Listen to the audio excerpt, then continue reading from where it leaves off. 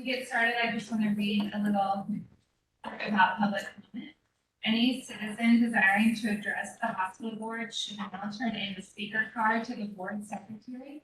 If the citizen comment pertains to an item on the agenda today, the comment will be heard earlier in this meeting. Otherwise, it would be heard towards the end. Speakers are asked to limit their comments to 3 minutes. Vendors, suppliers, or other persons seeking hospital contracts awarded on a competitive basis are reminded that their ability to address the board may be restricted by the terms of the invitation for bid, request for proposal, or other purchasing criteria. Lastly, the board has established a claims adjustment review panel comprised of representatives of the board, the medical staff, administration, and the legal counsel to review and negotiate the settlement of claims. Accordingly, the board will not entertain comments or discuss or negotiate claims at this meeting. Thank you. And just a reminder, as we established at the last meeting, if we have under 10 speakers, we would do 5 minutes, but because we have above that, it will be 3 minutes today. So that is why we made that adjustment. Can I get an approval of the orders of the day? Second. All in favor? Any opposed? Motion passes. And can I get an approval of the minutes of the meeting on January 23rd, 2024? I move approval of minutes. You can second. All in favor? Any opposed? Motion passes. Great. And we will move forward with the board reports, but there are none today. And our cell winner is not here. She's homesick, so we are going to move over on that. We will visit that in the future. Medical staff reports. Dr. Fieriga, I think you were filling in for Dr. Parent. Yes, I have, yes, on behalf of Dr. Karen and the minister and the staff, I'd like to ask for a motion to approve the updated Sarasota Memorial Hospital Venous General Surgery, Complex Oncology, Urologic Surgery, and Vascular Surgery privileges form as recommended by the SMH Medical Executive. Great. Can we get a motion? Need a second? All in favor? Any opposed? Motion passes. Thank you, Dr. Hofberger. So I'm filling Dr. Campbell at Sarasota, Maine.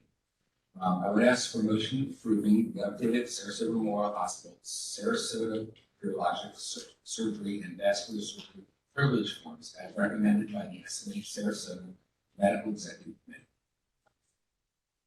Second. All in favor? Yes. Any opposed? Motion passes. Thank you very much. Thank you both. And Sharon, would you like to go over our secretary's report, please? Yes, I do. I have our SMH board calendar for April and May 2024. On Tuesday, April 23rd, 2024, from 9 a.m. to 9:30, we have the closed session of the hospital board meeting. From 9:30 to 11, we have our educational workshop. And then on Tuesday, May 21st, 2024, at 9 a.m. till 10, we have Human Resources Committee. From 10 to 11, Quality Committee. From 11 till noon, Governance Education Workshop. From noon till 12:30, our closed session of the hospital board meeting. From 12:30 till 2, our financial review, board issues, and lunch. And then from 2 o'clock to 4 o'clock, our board meetings. That ends my report. Thank you. And on that note, I just want to state that Britt Reiner has an excused absence. Just gonna skip over that. Our treasurer's report, Bridget. I propose motion and move for the approval of bad debts and charity care for the month ended January 31st, 2024, in the amount of $28,995,000, and the month ended February 29th, 2024, in the amount of $16,560,000. What? That's the motion, yes, we just need a second. Great. All in favor? Any opposed? Great, motion passes. Next on the agenda is Jeff Limbacher, our CFO. Please sit with her. Thank you.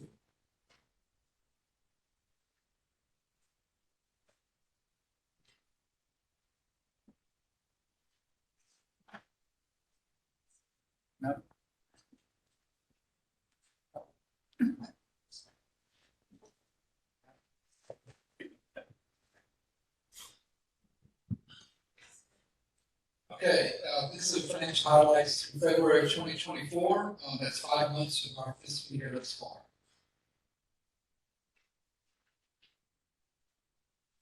First slide is on our rating agency format, it's total revenues, month and year to date.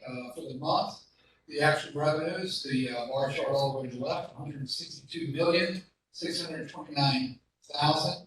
And the budget in the middle, 147,534,000. The chart on the right is year to date.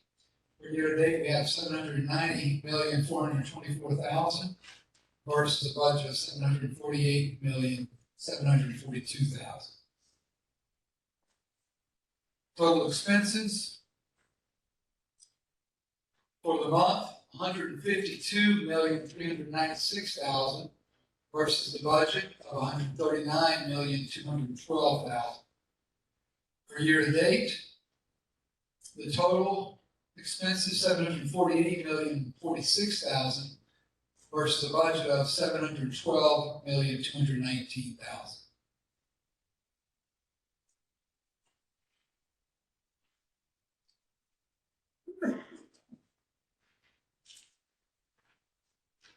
The resulting operating income for the month is 10,772,000 versus a budget of 8,322,000.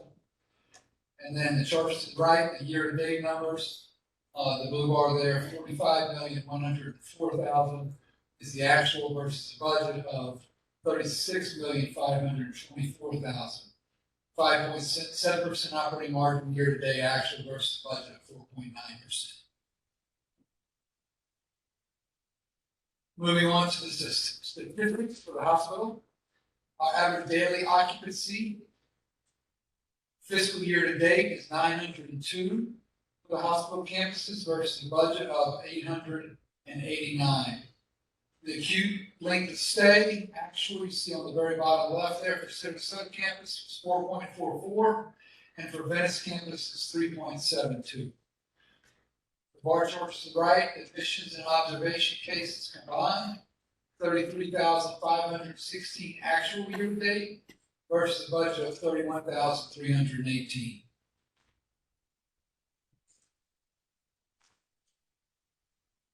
Our surgery cases year to date for the hospitals, 13,808 actual versus a budget of 13,392. Our births, 2,043 actual versus budget of 1,730.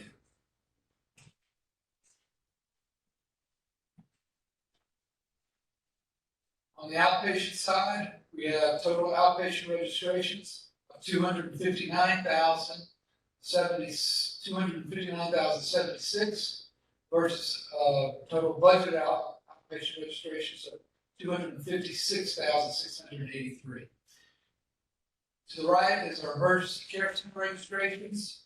Total actual was 74,218 versus a budget of 75,930. And then finally, our case mix index, the four charts to the right show our case mix index for this fiscal year to date. And you see the first two are Sarasota. Case mix index all is 1.82 versus Medicare only is 1.87. And the next two charts to the right is our best case mix index of 1.53 for all patients and Medicare patients only 1.5.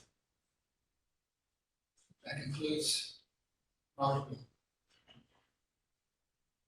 Thank you so much. Next on the agenda is our committee reports. Greg Carter. first to go over our mission and planning committee. Thank you, Madam Chair. The Mission Planning Committee met this morning, and there were 2 presentations given to the committee, 1 board approval and 1 update. The first presentation was the Sarasota Memorial Hospital Sarasota Radiology Expansion Project.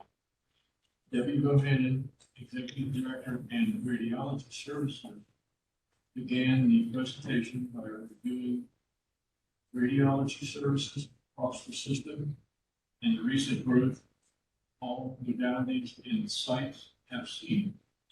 She then discussed the challenges this recent growth has brought and opportunities to add these challenges. Next, Mr. Hannon shared details of the expansion project, which will improve capacity constraints, life care, and patient and physician satisfaction. The plan includes phases that, when complete, will increase the SMH Sarasota radiology component by 1 MRI, 1 CT, 1 ultrasound, and additional support spaces. The project will operationalize as the phases are completed. However, the final phase is expected to conclude by fall of 2026. And at this time, I move approval of funding for the SMH Sarasota Radiology Expansion Project in an amount not to exceed $13,960,000 as recommended by the Mission Planning. Can we get a second? Seconded. All in favor? Yes. Any opposed? Motion passes. For the next presentation, Susan Grimwood, Executive Director of Capacity Logistics and Patient Recruitment, presented an update on how the system has continued to address capacity constraints with significant growth year over year. Ms. Grimwood began the presentation by giving a summary of the case event that occurred in 2015 to identify the greatest barriers to patient treatment.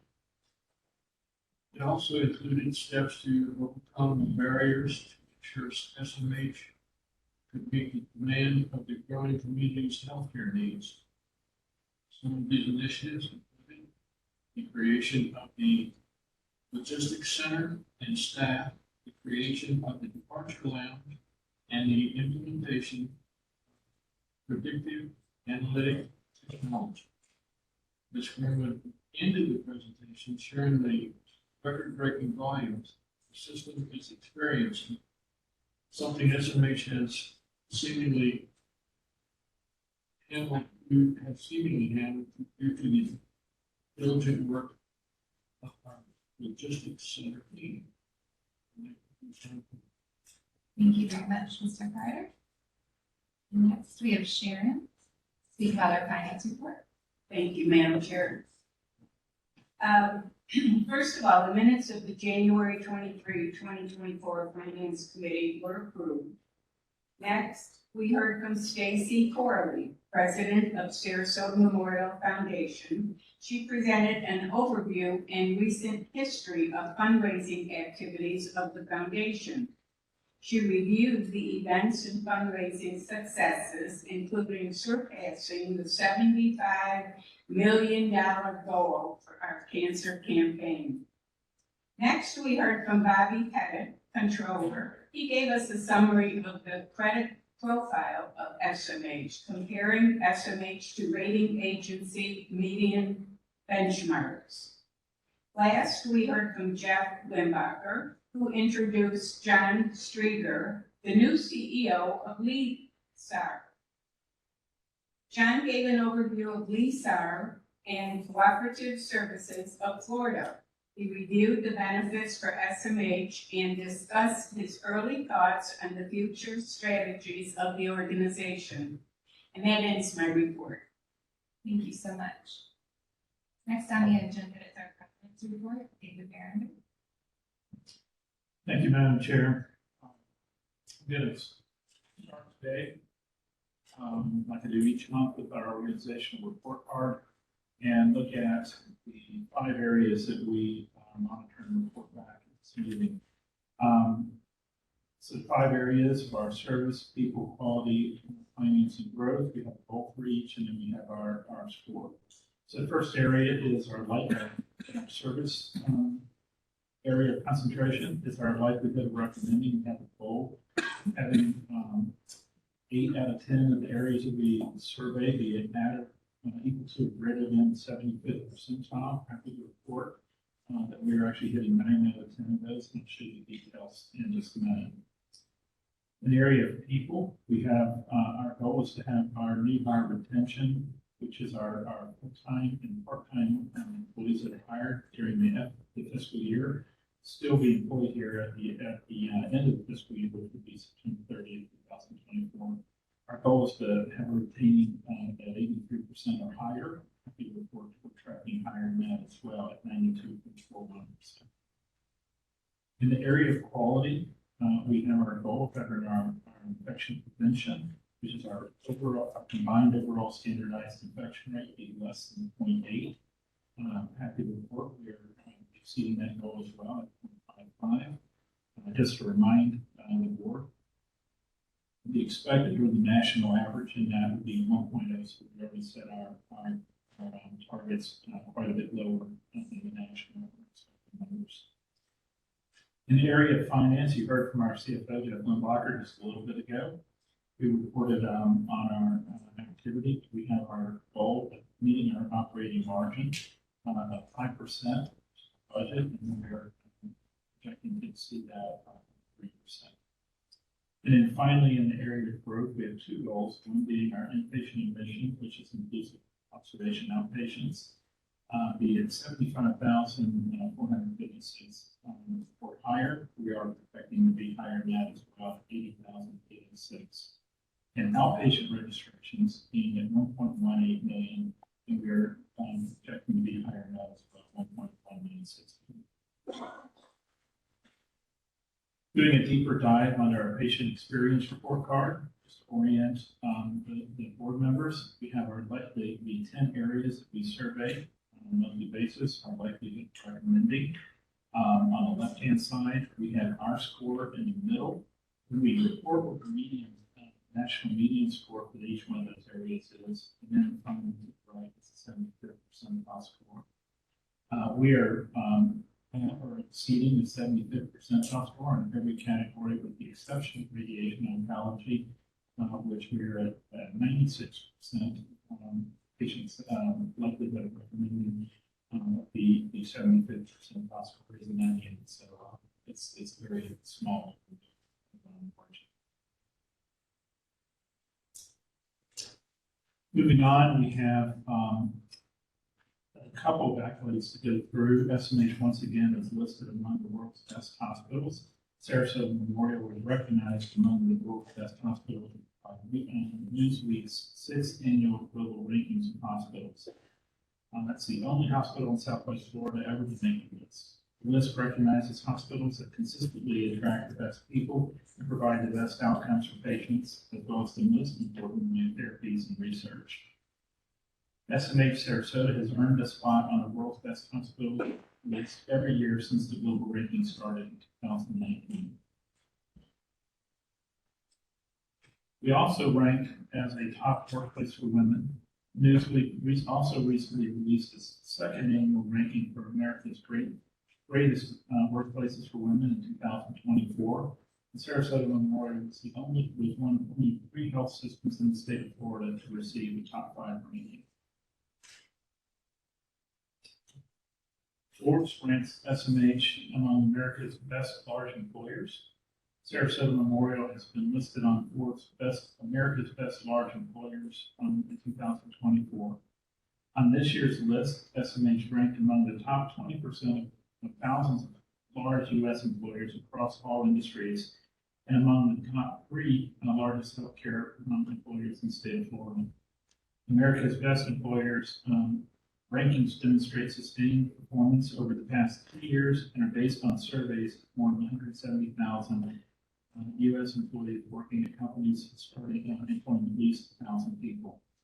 With more than 10,000 employees, SMH ranked number 107 among all large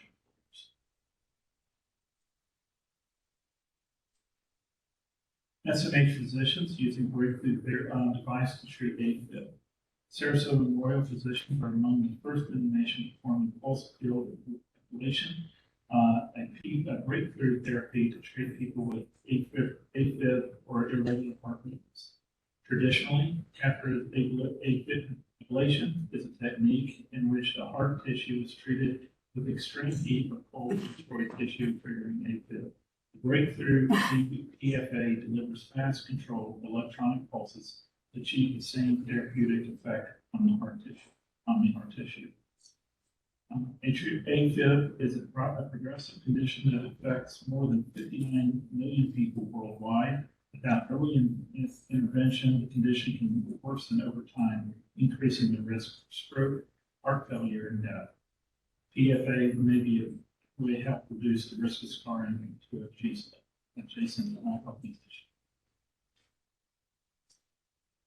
SMH's new Research and Education Institute reaches the halfway point in construction. Sarasota Memorial and members of the design build team celebrated an important milestone last month, the official topping out of the 5-story, $75 million Kachowski Research and Education Institute. When it opens in mid-2025, the Kachowski Research and Education Institute will be a state-of-the-art training and research center that expands opportunities for physicians and clinicians caring for patients in our community. SMH also selected design team to master plan South Sarasota County campuses. Sarasota Memorial Healthcare System has selected an architect and general contracting team and officially kicked off the master planning process for 2 new medical campuses to serve the fast-growing Northport and Bellevue Park communities. Chosen for their experience, qualifications, and track record on previous hospital and healthcare construction projects, Site architects and general contractor R&R will work collaboratively with SMH leaders over the next several months to develop conceptual site plans for hospital, outpatient services, and medical offices beyond our properties at Sumter Boulevard and Bellevue.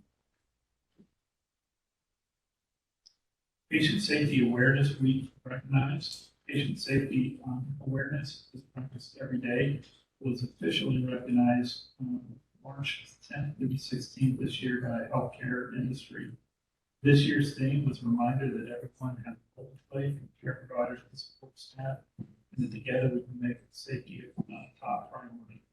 Thanks to all of our staff for continuing to make a safe environment for care. And that is my children. I'm happy to answer. Do you have any questions for me? Okay, great. There is no consent agenda today. We are, just as a reminder, for the resolution regarding Joseph Latipo's vaccine recommendations will be discussed both at the special reset committee in May and at the regular board meeting on the same day. So we will address that in May. With that said, we are on to public comments. We have 19 speakers, so we will be at 3 minutes each. And just a reminder to follow rules of civility and that you will not interrupt anybody during their speech. With that said, I'm going to call the first one and then the second one if you can just be ready. So we'll have Shannon Spring, followed by Stephen Gavante.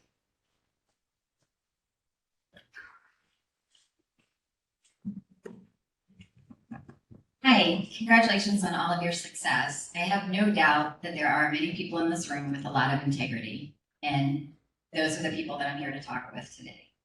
My experience with Sarasota Memorial Hospital has been downright terrifying, disappointing, disgusting, to put it mildly. I was at Sarasota Memorial Hospital Venice campus twice in November. I was brought in with dehydration. I left with $50,000 worth of bills. I was given radiographs and CAT scans before I was administered fluids. I tried to reach out to your patient advocacy department. I have been lied to, I have been hung up on, I've been manipulated and gaslighted. When I went in person to deliver my financial documents to ask for patient assistance, they called security on me and said that they saw my name on my papers. I have never caused a security issue.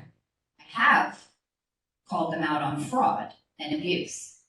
When I mentioned that I was coming to speak here today to the board, I consistently heard from no less than 38 people, oh, that happened to me, that happened to my son, my mother, my brother, my neighbor.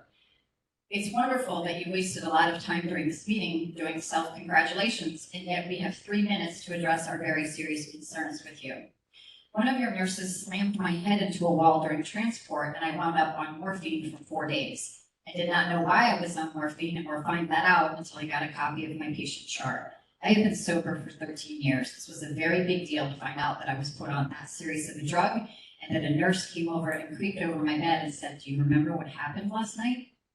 When I go in to deliver financial documents and ask for assistance from your people, your patient advocates that are no more than people that are fronting for the people that are doing the wrong thing, that's a serious problem. So any single person sitting here looking at me now and not down at your notes, not afraid to look at me, I invite you to ask yourselves, what are you doing to police yourselves? Because you have a lot of corruption, starting with Diane Settle, Rob Wilburn, Tabitha Terhune, your nurse, Joanne Pryor, Daisy Diaz. You have serious corruption in your fraud and billing department, and there is no way in any universe that a woman going in for dehydration, I had been vomiting for 6 hours, why I wasn't administered fluids before giving CAT scans and radiographs. I also told them I had 4 dogs at home and no one to care for them. I'm single and self-employed. Found myself in an emergency situation, said I have no one to care for my dogs, I need help. You can't leave, you can't leave, you can't leave. They made me sign AMA papers, not telling me that I didn't have the right to not sign the AMA papers. I said, the only reason that I'm leaving right now is to take care of my dogs. They never gave me the blood work that said that I don't have sepsis. They never provided me my patient charts until I wound back up in the hospital. Had they given me a copy of my own patient charts, had a doctor reached out to me, would not have wound back up in the hospital for a second time. This is a seriously fraudulent problem in your billing department. I need patient assistance. I need help. I do not have $50,000 to pay for tests that I had absolutely no business having administered to me. I am genuinely disappointed and horrified at the abuse of power at Sarasota Memorial Hospital. Check your Google complaints, check all of the other boards, and see that you will see everybody else saying the same thing I am. Thank you. I'm sorry you're out of time. Mr. Nabanti? Dr. Nabanti, please move your hat. Sure. Thank you so much. So, over the last year, I laid out my case for an independent review of the 9 patients whose widows came before you. I've done that as the sole survivor of the 9. You have been given a timeline based on my medical record that shows that 22 minutes before he walked past my door, Dr. De Lucia diagnosed me as psychotic and a danger to myself or others. You also saw from the same timeline that Dr. Johnson decided to release me 2 hours before he saw me. Clearly, these 2 doctors' decision about my mental state was not based on me. According to 3 reviews, this practice of making a plan or a diagnosis without seeing the patient is this hospital's standard of care. In addition, the hospital standard of care includes not contacting a patient's doctor at the patient's request, or even giving the patient his doctor's name. Keep in mind that if I had known my doctor's name, I would have simply called the hospital and have him paged, or told the infectious disease specialist I had on the phone his name and have him talked. The closest I have gotten to an independent review was when Patty Mariah set up a meeting with her, Dr. Fiorica, Carol Ann, and a few others. After I demonstrated obvious fabrication in my chart and went on to show Dr. De Lucia made his diagnosis with no history, physical, or labs, and his diagnosis of psychosis didn't meet DSM-5 criteria, Dr. Fiorica could not state that this was standard of care. He was speechless. I would like to offer each board member the same opportunity to review my chart with me. Ask whatever questions you want, and I will use the same documents your quality review committee had to give you the answers they should have come up with. If after this, you still don't see that there is something grossly wrong going on in this hospital, then you need not do an independent investigation. But know that by that criteria, Dr. De Lucia has the power to have every board member tied to their bed and placed in isolation for 72 hours. So Sarah, will you meet with me? Sharon, will you meet with me? Bridget, Tram, Greg, will you? Brad and Vic, how about you? I'm willing to meet with any one of you or all 9 independently. Thank you. Thank you, Dr. Basaki. Next on the podium is Sally Nista, followed by Robin Williams.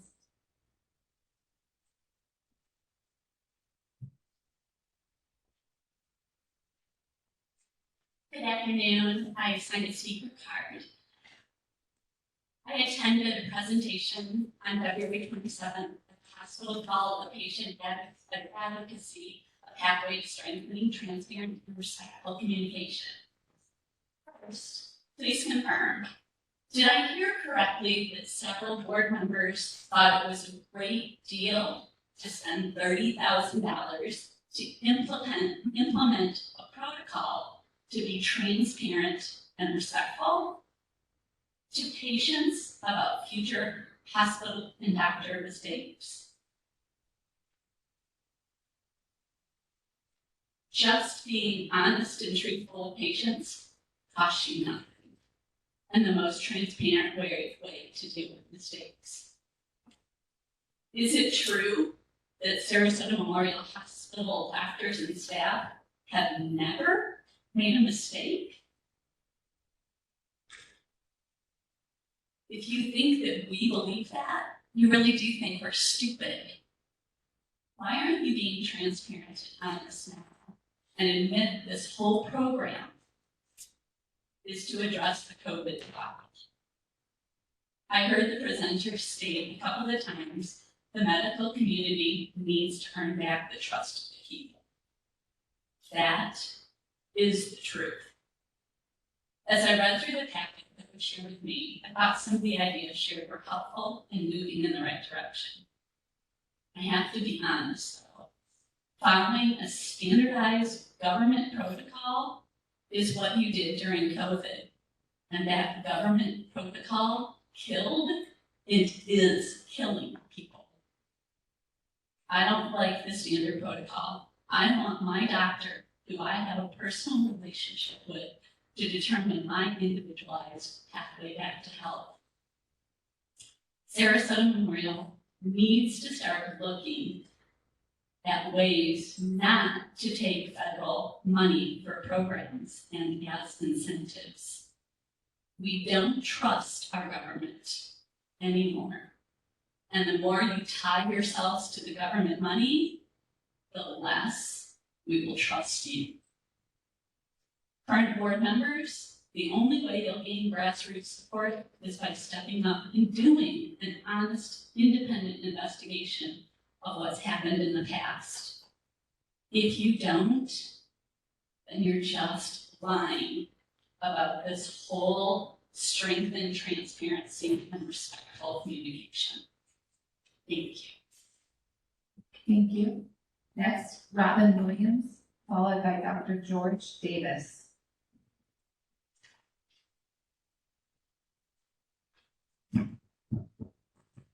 Florida Surgeon General Latigo's instructions to parents concerning the recent measles cases in our state is beyond reprehensible.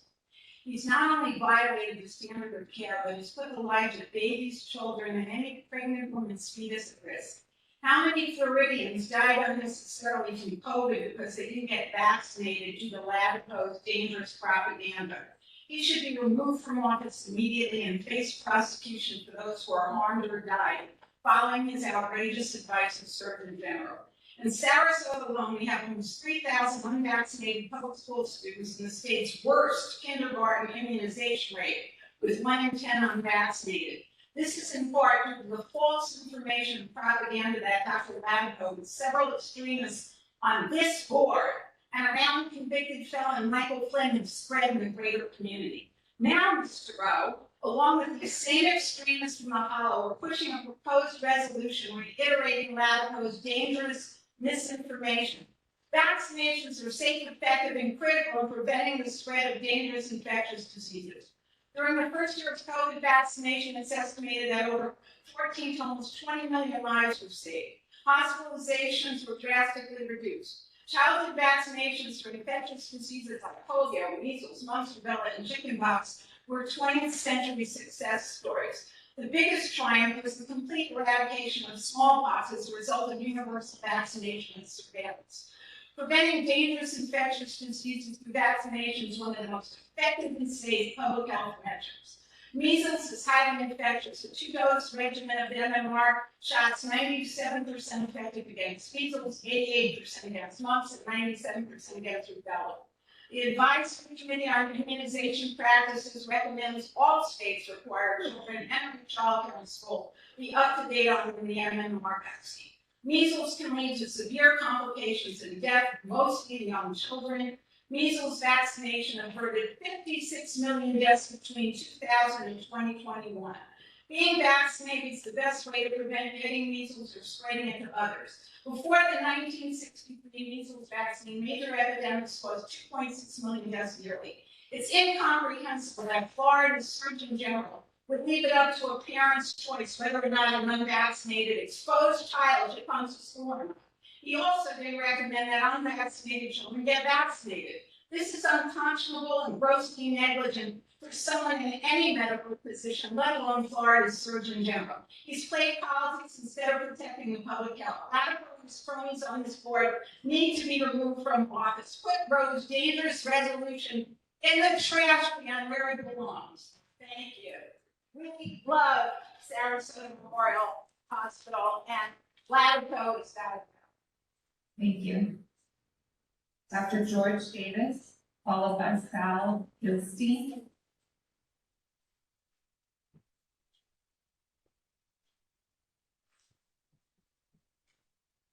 Madam Chair, members of the board, thank you for letting me address you today. I'm Dr. George Davis. I'm a family physician. I've practiced for over 35 years in New York State. My MD degree is from Columbia. I also have a master's degree in bioethics. I want to address you today about the proposal that came before this board by Victor Rowe at the last meeting. That's 2019. When I first looked at that proposal, I looked at it and thought, well, the website would be confusing. We have to put opposing views against it on the website. That would be awkward and confusing. And then I looked at the proposal in more detail. As I looked at the proposal in more detail, I realized that wasn't true. The proposal was full of misleading, misinformation, inaccuracies, and downright falsehoods. It is something that would not be helpful on the website. It would be confusing. In fact, it has no merit. It would be actually harmful. Vaccines save lives. I myself have witnessed children dying from whooping cough. I myself have witnessed children very ill, hospitalized because of measles. Vaccines save lives. In terms of the COVID vaccine, I can't say it any better than Dr. Paul Offit, the director of the Vaccine Education Center at Children's Hospital of Philadelphia. He said, the development of a safe and effective vaccine against COVID-19 was the greatest scientific or medical achievement in my lifetime. COVID vaccine saves lives. It has saved the lives of doctors and nurses in this institution as they, through their beneficence, took excellent care of COVID patients in very extraordinarily difficult circumstances. The best way to discuss vaccines, medications, medical care is that between a person and his or her physician without interference. I strongly urge you, for the quality committee and for this board, to reject this proposal. Thank you. Thank you, Dr. Davis. Next up is Sal Kilstein. Once again, followed by Sherry Thornton. Good afternoon, I'm Saul Kilstein, a full-time resident of South County. I know boards like to achieve consensus, but I'm going to ask this board to use its majority to take a stand to counter rampant COVID vaccine and other medical misinformation and disinformation. For SMH, how does the board intend to continue to attract and retain the best and brightest medical personnel, foundation grants, attract medical innovators, research grants from medical device companies, pharmaceutical companies? Medical freedom may be the clarion call of a local political group, but it rings hollow when you're trying to recruit from Mayo, Scripps, Duke, Harvard, Georgetown, or explain certain practices to CMS inspectors. The work of Dr. Latipo has been widely discredited and criticized. Over 1 billion doses of mRNA vaccines administered worldwide. No residual DNA safety concerns have been raised. In FDA's written response, which I'm going to provide to the board, the FDA has found no scientifically valid problems. The FDA rebuts each of Latipo's scientifically unsound allegations in its response to his letter. When Dr. Latipo circulated his study suggesting the risk of heart complications from mRNA vaccines, he made allegations that have been totally discredited.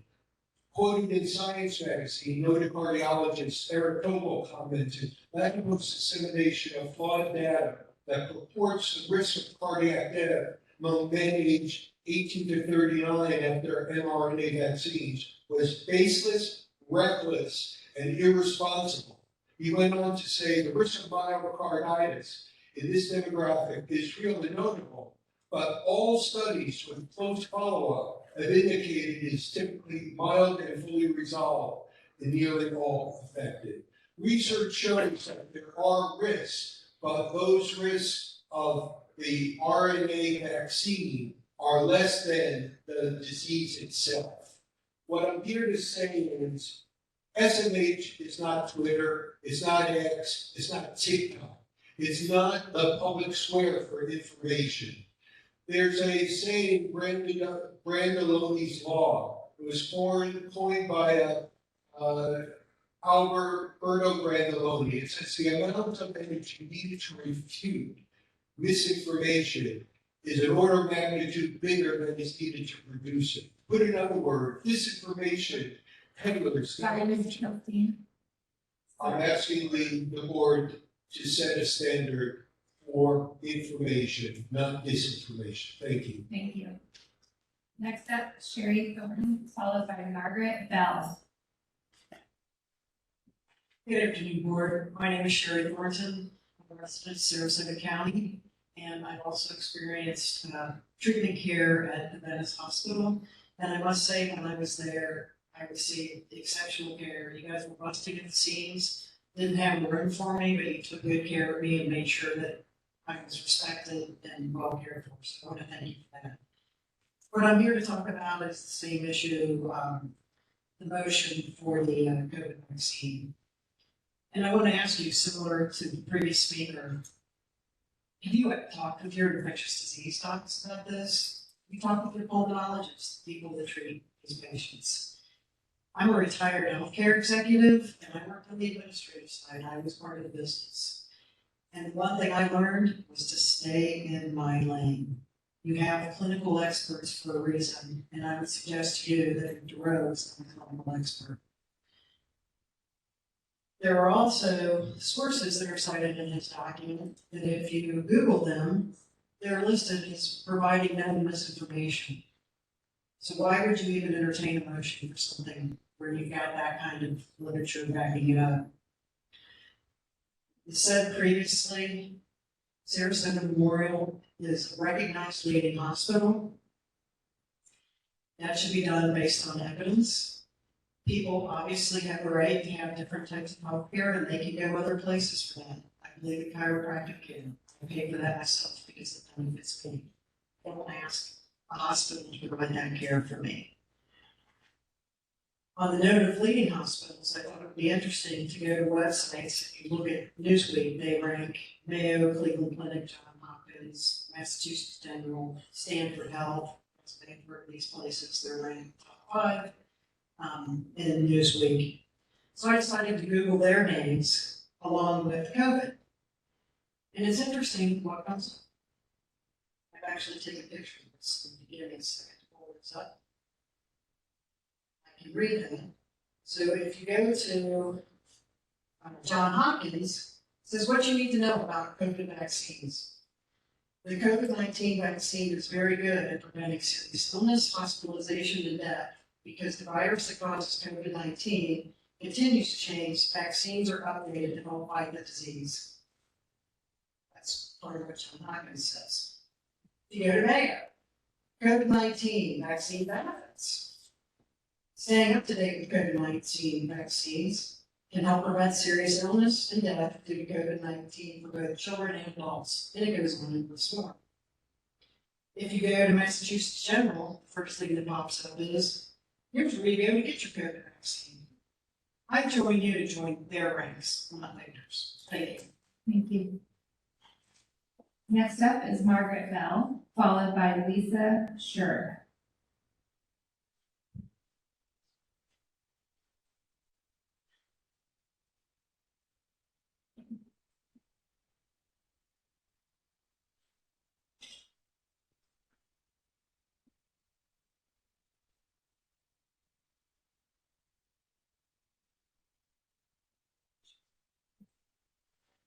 Margaret Bell? No, you're not. Okay.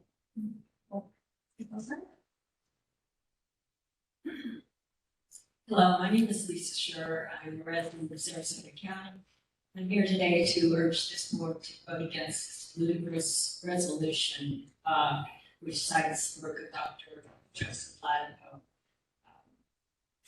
I did a little bit of research, and did you know that Dr. Latipo is a member of America's Frontline Doctors? Is a man who, as a participant in these votes, participated with Dr. Stella Manuel in a COVID miracle cure event that with another doctor who believes that lizard people control the government and that demons cause gynecological problems by implanting stolen sperm. That's a real kicker. I have a question for you, Mr. Rowe. Can you please tell me what are the medical qualifications of those community members who drafted this resolution for you? PhD, MD, Stanford, Harvard, Yale? Or are these just some ivermectin pushing fools who like to play Google Doctor? If I wanted to give you a resolution, if I decide that I can transplant a heart of a dog in person, because I saw it in one of my favorite Russian movies, would you put that resolution forward too? The very idea that this board would even consider following the advice of this charlatan who holds this position only as a political puppet of El Duce DeSantis is beyond absurd. When did we decide to throw away the principles of rigorous scientific review in favor of ivermectin pushing idiots who shouldn't be anywhere near sick people? The danger of openly peddling medical misinformation and unsupported medical positions must stop at this board. I urge you to vote against this resolution. I'd like to end with, I'm a little bit late, it took me a year to get here, but I want to thank this hospital, particularly the doctors, the nurses, every person that took care of me 1 year ago when I almost died in your emergency. The care I got was beyond extraordinary. It was caring, it was competent, it was efficient, it was fast, and I will do anything that I can to make sure that this hospital survives. Thank you. Thank you. Next up is Richard Stammer, followed by Beatrice Stoddelt.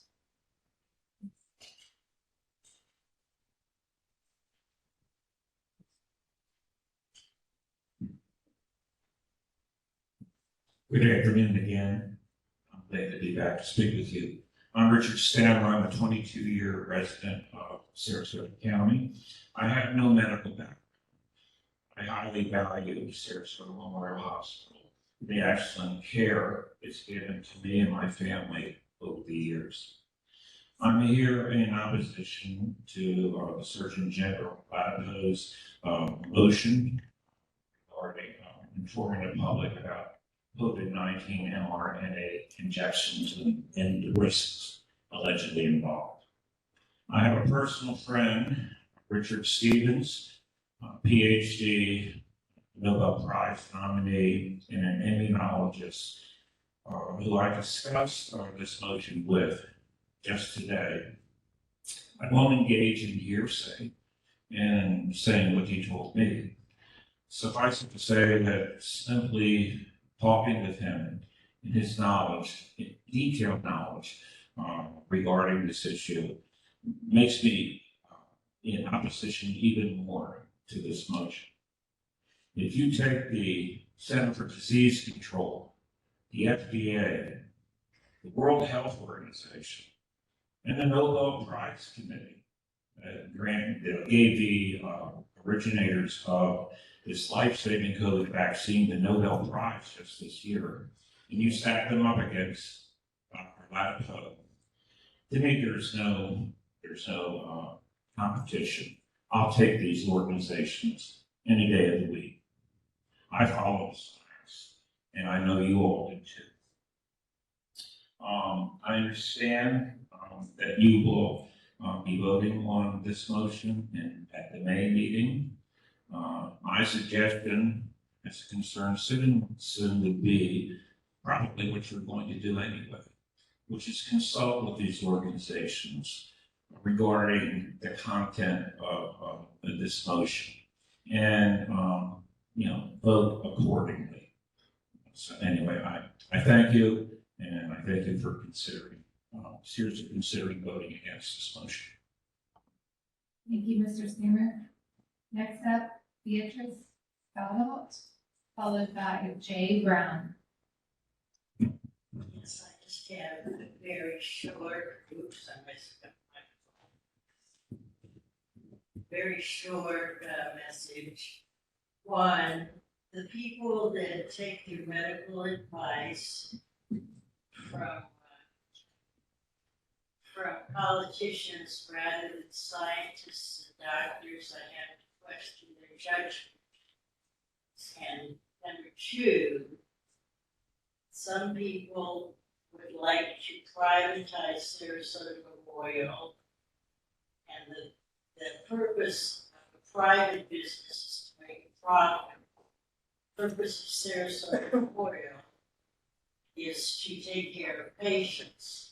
I was recently in Sarasota Memorial. I got the best possible care.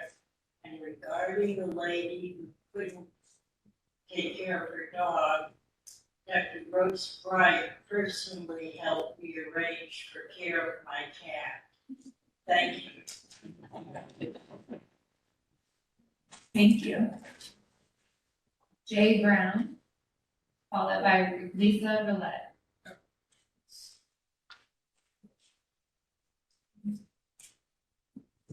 Afternoon, board. I didn't want to be rude and interrupt anyone, but if there's any water available, might make my 3 minutes a little bit more effective if there's any available. I appreciate it. Thank you. Somebody planned ahead.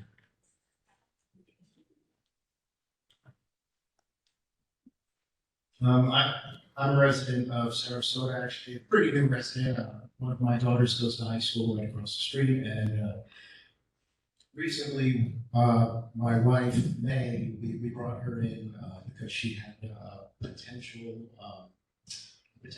stroke. We didn't know what it was, but I will tell you it was a very terrifying event for us. I personally brought her in myself as she was having the experience. And I will tell you first, we worked with a lot of great professionals, fantastic people the entire time we were here. But there was some information that we weren't given because I'm a small business owner and I provide home services. Well, the services I provide, they're not high stakes in nature when compared to a top tier hospital. And as in all services, my work begins by providing the best information possible. So the people I'm serving, my customers, have confidence that they're making the right decisions when choosing me to serve them. Well, during and after our stay here, our confidence, it just wasn't instilled, and to our dismay, anxiety, confusion, and dread increased. The exact opposite happened as time progressed. We felt more confused, less educated, and then as the situation appeared more out of control progressively as time passed. The hospital's procedural system neglected to inform us of the estimated availability of timing of testing, the cost of the care received, the procedures required after we, on a daily basis, informed and reminded our caregivers that we were paying for this out of pocket. Again, fantastic people, just something in the system broke down for us. And that's why I'm here. I'm trying to appeal beyond the system that we all have to exist in to the humanity of members. The lack of the unprompted explanations from some of the specialists and doctors that came in, unless requested by my wife, there just wasn't information given. What we were waiting for day after day, telling us, machines aren't available. Another day, paying out of pocket. These tests necessary, and we gave them our history, which I'll tell you could have shortened the experience considerably after about 5 or 6 days. We finally said, hey, we all the tests, we finally waited for them. We took all the tests. We're ready to leave. They gave us our paperwork, and at the bottom of the paperwork, we discovered, well, my wife does, that there's medication. Again, none of the results have been explained to us. Nobody came and said, hey, this imaging test tells you this. It was unbelievable. And Mr. Brown? yes. Okay, well, I just. Yeah, David? Can I just close with one sentence?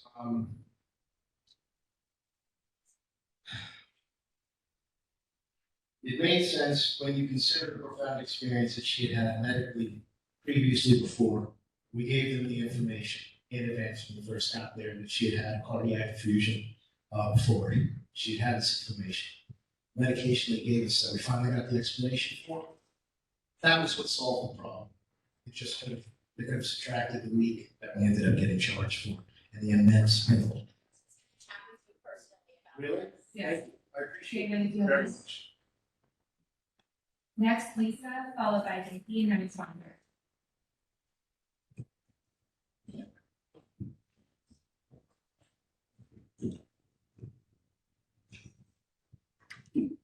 Before my time starts, can I make a comment about accuracy? So we Time is up. Sure, go ahead. Okay. I'm going to be speaking on behalf of Dr. Conti. We would like to invite all of you to be able to say I have checked. If you hear anything that you think is not true, okay. And then about accuracy, maybe we can start the time, but It's starting. yeah. About accuracy, I've recently gone through over 1,300 of his records. In going through them, I did notice that something that I said in January, I don't feel is fully accurate, and so I'm going to be sending that your way. I was hoping to have it ready today and speak it into comments or public comments, but I'll do that next time. So basically, I'm here to advocate for Dr. Defanti. You've had your quality reviews, you've come to your conclusions, you've said what happened to him meets standard of care. But honestly, after I've gone through all those records that he has, I've gone through 1,300 medical records, pages of medical records, I've gone through a security report, and I do not think you guys have all the information about what happened. There are red flags, there are things there I think you need to know about. And so what I'd like to do is to create a path for getting all of you the information that you need to fully understand what happened to him, because this is just unconscionable. We cannot stand for this. So basically, the eyewitness who made the initial accusation that his 4-point restraints were based on, this is what he said. He said, Dr. Defanti, swinging at Officer, I'll call him X, made contact with his forearm to Officer X right neck. He doesn't mention how much force, he doesn't mention punch, he doesn't mention hit. And then the next eyewitness, I think there's 3 eyewitnesses, that guy, the supervisor, Dr. Defanti, the next eyewitness, she does not mention any violence. What she says is, she doesn't describe that. She said,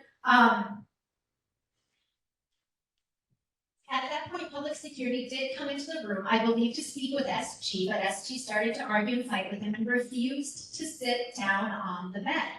Public safety officers were involved in securing SG, and he continued to fight them rather than relax and calm down. When you look at all these witness statements, they just do not add up. And then when you go look at his chart, what's charted is that he was continuously attempting to punch the public safety officers. When you go through it, it's just not making sense. And what we really love to do is sit down individually with each of you. Walk through, you can say, you know what, you guys are wrong, look at this is what happened, tell us. But we need a dialogue, because I think this man has been incredibly wronged. I don't think you guys have the information you need. We need to get to the bottom of this. We cannot stand for this. We cannot have this image. He's a hero. When you read his chart, he was up all night trying to get a doctor to come look at what he thought was a misdiagnosis for his roommate. He's a hero. It's mentioned in his chart. He called an infectious disease colleague on the phone. Anyway, please meet with all of us here, please, right now. Make a motion to have all of you meet with him together at the next meeting in April. Please make a motion, please second it. You need to come out of this. Next up is Vicky, followed by Carolyn Johnson. I waive my time. Thank you, Carolyn.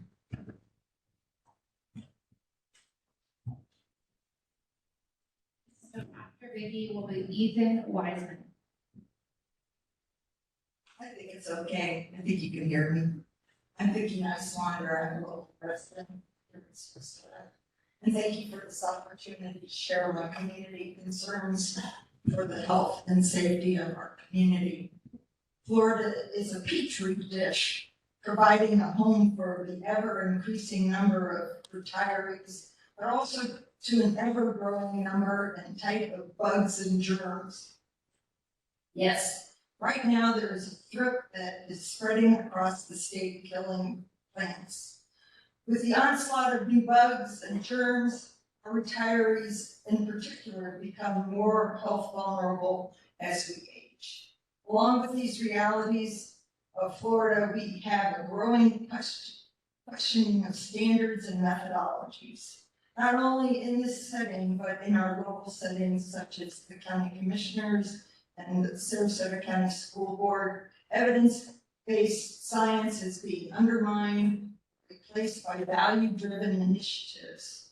As a retired public health professional with a long career of witnessing the positive effects of using the scientific method, health promotion and disease prevention, I am very concerned about the disease spread vulnerabilities in this community and in this state under the direction of LATCO. Are you aware that we have over 2,000 measles unvaccinated students here? LATCO's latest fiasco with measles is yet another message to us that institutions such as SMH must be prepared for the next community disease onslaught. At this time, however, not only is the disease assault preparation of concern, but also the internal layers of review for new policies to protect us all from the unsubstantiated efforts that could negatively impact on the health of this community. It might be good for the review process to be brought to the attention of the community to assure us all of a thorough review. Thank you. Thank you, Vicki. Next up is Ethan Wiseman, followed by Carol Moran. I believe. Sorry.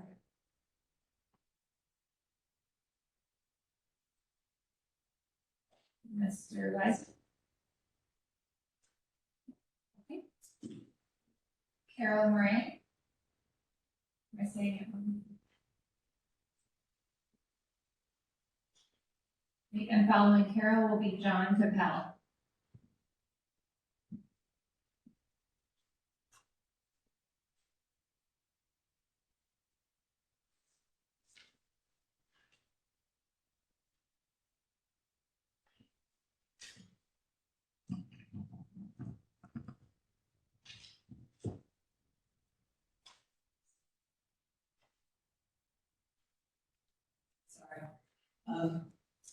Thank you. It's Carol Lerner, and I'm a local resident. As a public education advocate, I have been up to my eyeballs and beyond battling the forces intent on destroying Sarasota's public education system. So I'm not exactly enamored with the idea of speaking here today and spreading myself even thinner. Yet I feel compelled to speak out because it is the same forces that tried to bring down Sarasota's excellent public schools, General Flynn and his right-wing lieutenants like Vic Miller and Tanya Harris, who are trying to bring down this great public hospital. A feeling heightened by my realization that these far-right forces who want to privatize education, healthcare, and every other public good here in Sarasota could win control of this board if just 2 of the 3 health freedom candidates running on the board this year win the election. It is an outrage that the resolution put forward by health freedom leader and SMH board member Victor Rowe, also a Flynn man, is even being considered by the board, let alone likely voted on at the May SMH board meeting. This resolution, which Rowe said he received from, quote, community members, will instruct the hospital to put on its website the widely condemned unscientific misinformation of Florida Surgeon General Joseph Peta, who claims that the mRNA COVID-16 vaccination is a major health risk that can even alter human DNA. Specifically, the resolution demands that the hospital update the COVID information to, quote, inform the public of the lack of pre-authorization safety data, the evidence of probable risks of these injections, and Dr. Lopato's recent call to immediately halt the use of these COVID-19 mRNA injections, unquote. This resolution belongs in the trash bin, along with his other unsafe and literally deadly utterings, such as allowing parents to decide when to send their unvaccinated children exposed to measles back to school rather than following CDC guidelines that recommend a 21-day isolation. Putting this on the SMH agenda legitimizes quack misinformation based on conspiracy theories and pseudoscience. And who are these community members who drafted the resolution? It is clearly Flynn and the people around him. Remember, Flynn is the same person who in the days prior to January 6th advocated that then President Trump should still martial law, seize the voting machines, and command the military to rerun the election. Thank you so much. And like the authors of this resolution, be grounds enough for ignoring it. Thank you. Next up, John Capel.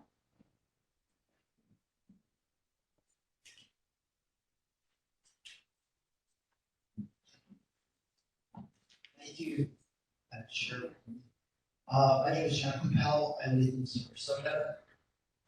The CDC earlier this Center for Data Control earlier this month responded to a Freedom of Information Act request for documents containing information about the frequency of myocarditis in people who received the COVID-19 bioweapon disguised as a vaccine by producing a fully redacted 148-page document, not one word on it. What are they hiding? What is SMH hiding? Your fake independent COVID study whitewashed your crimes. By the way, I do support the motion that they have requested from the website. Did you force remdesivir on patients without their consent? Remdesivir had been pulled from Ebola trials. By the way, I apologize. Most of my stuff relates to COVID-related activities. The other stuff, I'm sure there's a lot of sincere good doctors here. That's the complaint that I have. How she listed remdesivir as the only treatment for COVID. Hospitals got up to $400,000 per COVID death, and if they label it as a COVID death, they get a bonus of 20%. The people here say follow the science. Maybe you people should follow the money. That's what's going on. Did you put people on ventilators without their consent? After they hearing the story of Dr. Gafanti's experience as a patient here, it sure sounded like attempted murder to me. Was this an isolated experience? During the COVID-19 pandemic, many medical professionals have witnessed and unwillingly participated in unimaginable crimes against humanity. Patients found themselves systematically denied effective treatment, such as FDA-approved ivermectin, which I take regularly, or any other early treatment. Hospital administrators forced doctors and nurses to administer ineffective and toxic drugs such as remdesivir and intubate their patients prematurely and unnecessarily, contrary to all reputable scientific and ethical medical standards. Hundreds of thousands of preventable deaths and injuries resulted from these negligent and reckless acts and omissions. Andrew Brigden, a British lawmaker who has served as a member of parliament in England for more than a decade, recently called for the COVID cabal. People like Bill Fauci, Tony Soprano, Gates, Tony Soprano, Fauci, Walensky, to get the death penalty for the crimes against humanity they committed during the COVID-19 pandemic. I mean, they say this because there's the organization sponsored by the HHS shows over 1 million people damaged by the vaccine. Anybody who promotes the vaccine, I didn't take any of it. Anybody want to take mine? So I have a backlog, it's like 8, 10 vaccines. Any volunteers to take? Thank you so much for your time and done. I appreciate it. That said, we have no other speakers at this time. Is there any other business that the board members would like to discuss? No? Our meeting is adjourned. Thank you.